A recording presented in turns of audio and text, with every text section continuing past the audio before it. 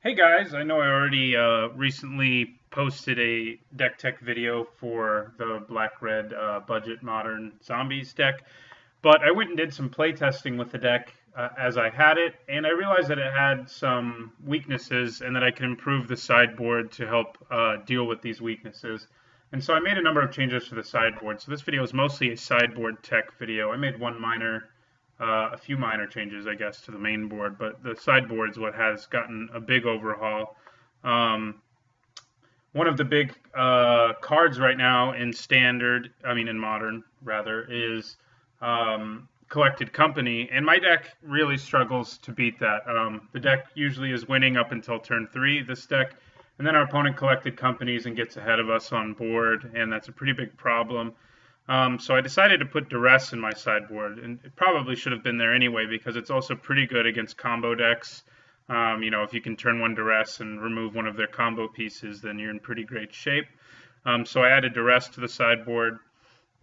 Affinity, our deck could beat, but I didn't really have any really great sideboard against it. But I realized that Granulate, which I recommend to anyone who's trying to make a budget modern deck and is in red, I noticed that Granulate is incredibly cheap compared to Shatterstorm, which is the better version. But Granulate is about as good and destroys all pretty much every artifact in an affinity deck that's not Darksteel Citadel.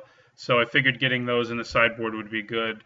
Um, the only thing that's exactly the same as we had it before is the 4 Rakdos charms. And as I said in the previous video, they're very good because what they do isn't that big. There are better sideboard cards for each of the modes it has, but in terms of being really flexible, it takes up only 4 sideboard slots and is a sideboard card against multiple different decks.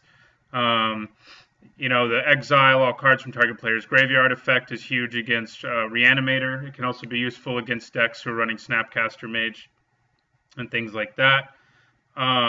Destroy target artifact is good against Affinity, if not amazing. And the each creature deals 1 damage to its controller is great against Splinter Twin because they try to create an infinite number of creatures and then attack with them, and we can kill them with their own creatures doing damage to them with Rakdos Charm before they're able to swing. So we cut 1 Slaughter Games and 2 Rending Volleys to make room for things. I figured between Duress and 2 Slaughter Games, I have a pretty good combo sideboard. And between Rending Volley and Rakdos Charm, I have a pretty good Splinter Twin sideboard. And I also added 2 Ghost Quarters to our sideboard because it's very good against Amulet Bloom. You can use it, when they play a land and sacrifice it to sort of put them back a little bit. If you get rid of one of their lands, it's you can set them back pretty big, especially if they don't have another bounce land in their hand. And it's also very good against Tron because they can get their Tron assembled and then you can remove it immediately, and they don't have all the mana they were hoping they'd have. So I think this is a much better sideboard than the one we had before. I'm very happy with it. I've been testing it since then, and it does much better against all of those decks, and the sideboard has been really powerful and important in our matchups.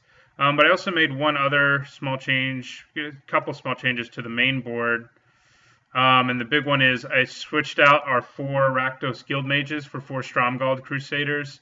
The Guild Mage is nice. It has the 2 activated abilities, which make it pretty flexible. But the Crusader is just better, especially in the format right now where white is often run so people can play Path to Exile and Lightning Helix if they have red.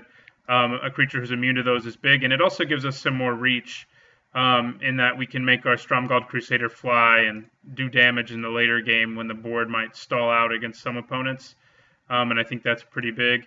And I also switched out 1 Death Baron for 1 Cemetery Reaper.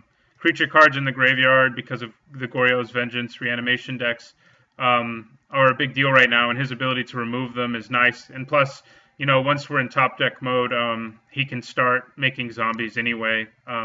So I figured his effect would be more useful. It can also work well in conjunction with our Risen Executioner. If, say, we have 2 creatures in our graveyard and we want to be able to cast our Risen Executioner for 4, I can exile one of them and play the Risen Executioner the next turn. So it's a pretty good deck, I think.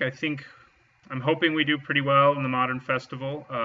And that will be occurring soon. The Modern Festival Prelim, I will be playing in it shortly, and those videos will be up soon as well. So thanks for watching, and don't forget to like, subscribe, and comment.